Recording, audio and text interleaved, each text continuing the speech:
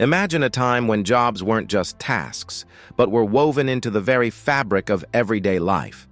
These occupations were the heartbeat of local economies and communities, shaping the culture of a nation. One such profession that once thrived in every town and village across Britain was the cooper, a craftsman who dedicated his life to creating barrels for a variety of industries. But the cooper was just one of many fascinating, long-forgotten crafts that were essential to society but have now faded into obscurity. In this script, we explore some of these lost professions, offering a nostalgic look at the artisans whose work was once as common as it was crucial, yet is now almost entirely extinct. The cooper, the craft of barrel making. Long before plastic containers, glass bottles, and the modern packaging industry, barrels were the cornerstone of storage for countless goods. From beer and wine to vinegar and salted fish, barrels were a part of daily life. And the man behind this crucial product was the cooper. This highly skilled artisan used wooden staves, carefully shaped to fit together, to create watertight barrels that didn't require glue or sealant. The process was complex and precise. The coopers had to carefully select the timber, ensuring that each piece was shaped to perfection. The wooden staves had to be crafted with such accuracy that once they were bound together with iron hoops, they would hold liquids without leaking. This was a skill passed down from one generation to the next, and the best coopers could shape a barrel to the rhythm of their mallet strikes. Barrels weren't just for storing food and drink. They were used to store gunpowder, washing tubs, and even coffin-like tubs for clothes washing. The work of a cooper was vital to everyday life, particularly in the brewing industry. Yet, with the rise of modern packaging materials after World War II, the art of barrel making slowly faded into history.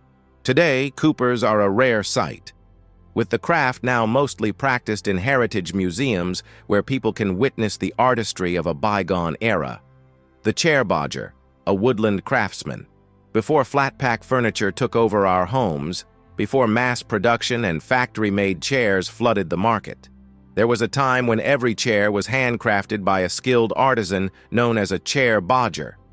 These craftsmen often lived seasonally in simple huts or bargers located near forests, where they would shape green, freshly cut wood into legs and spindles using a foot-powered lathe.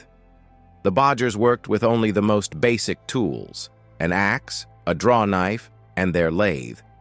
Yet with these humble implements, they were able to craft incredibly precise and beautiful chair parts, each one shaped by hand with great care. It wasn't just about cutting wood, it was about understanding timber, the way it would bend, warp, and respond to the elements. Once a Bodger had shaped the parts of the chair, he would bundle them up and sell them to furniture shops. While the process was solitary and quiet, it was also deeply satisfying, as each chair leg, spindle, and back was shaped to perfection. But as mass-produced, factory-made furniture took over the market in the 20th century, the Chair Bodger became a thing of the past. The skill slowly disappeared, replaced by the hum of machinery and assembly lines. Today, the art of bodging has all but vanished, leaving behind only the occasional antique chair made by these forgotten hands. The flint knapper, shaping history with stone.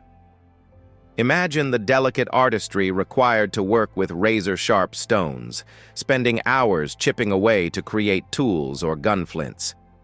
This was the life of the flint knapper, a craftsman whose trade stretches back thousands of years and yet persisted in some parts of Britain well into the 20th century. Flint knapping was a skill requiring immense patience and concentration. Too much force, and the flint would shatter. Too little, and the tool would be dull and ineffective. Flint knapping wasn't just a trade. It was a way of life, often passed down through generations. Families would gather in sheds or yards, their hands working over the stones, creating tools that were as vital then as any modern invention. A flint knapper had to know how to read the stone, understanding how it would break, how to chip away the perfect edge, and how to shape it into something functional. However, with the advent of modern tools, flint knapping became less essential. As metal tools and fire-starting techniques like matches took over, the trade began to fade. Today, flint knapping exists more as an archaeological interest rather than a living profession. Yet the craftsmanship of these stoneworkers can still be seen in ancient tools found in museums, a reminder of a time when fire, survival, and daily life depended on the skill of the flint knapper. The ropemaker, weaving strength from fibers. Before the days of nylon, zip ties, and synthetic materials, rope was a fundamental part of daily life. It was used in ships, farms, industries, and households for everything from securing sails to tying down goods. And the ropemaker was the craftsman who created these essential ropes. This was no simple task, as the ropemaker had to twist fibers, often flax, hemp, or manila, into long, strong cords. To do this, ropemakers would use rope walks, long lanes that stretched hundreds of meters, where they could walk backward while twisting the fibers into cords. The process was rhythmic, a dance of sorts, as the ropemaker would walk back and forth, twisting the fibers together to create the rope. It was a labor-intensive process that required great strength and skill. With the rise of synthetic materials and mechanized processes during the Industrial Revolution, the need for hand-woven rope began to diminish.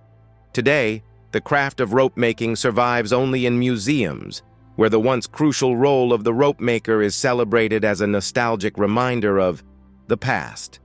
The lacemaker, weaving art into threads. Lace once symbolized wealth, elegance, and national pride in Britain. It wasn't just a decorative element in clothing, but a symbol of status and artistry.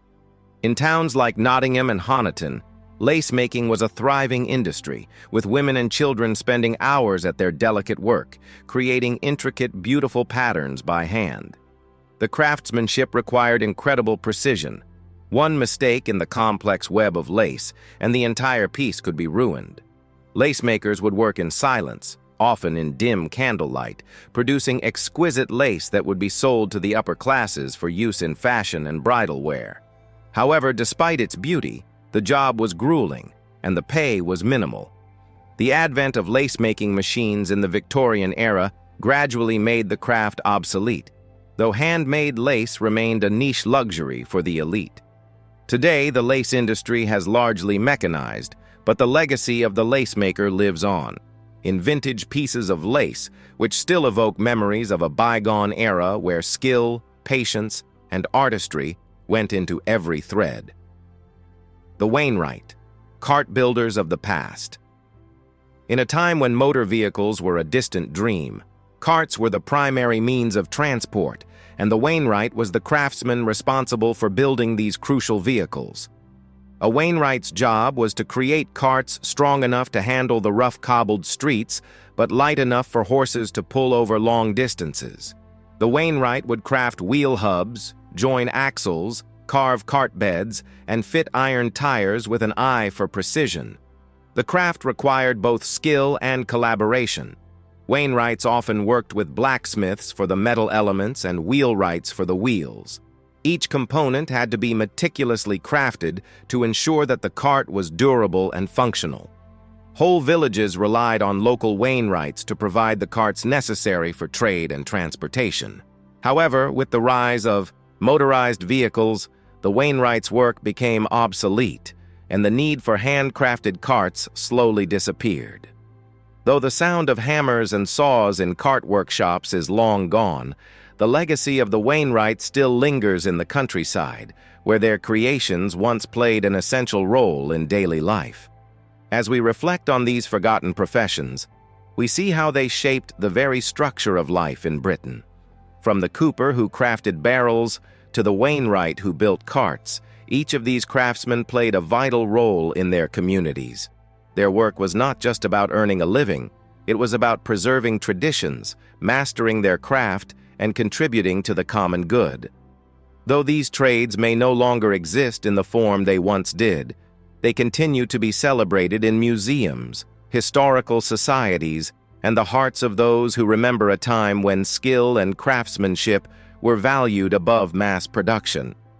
These artisans may be gone, but their legacy lives on, in the stories we tell, in the artifacts they left behind, and in the nostalgic longing for a time when things were made by hand, with care and attention to detail. If you've enjoyed this journey through Britain's lost crafts, don't forget to like, comment, and subscribe for more nostalgic content. What are your thoughts on these forgotten trades? Perhaps you've come across one of these professions in your own life, or know someone who has. Share your memories or thoughts in the comments below, and let's keep these stories alive for future generations.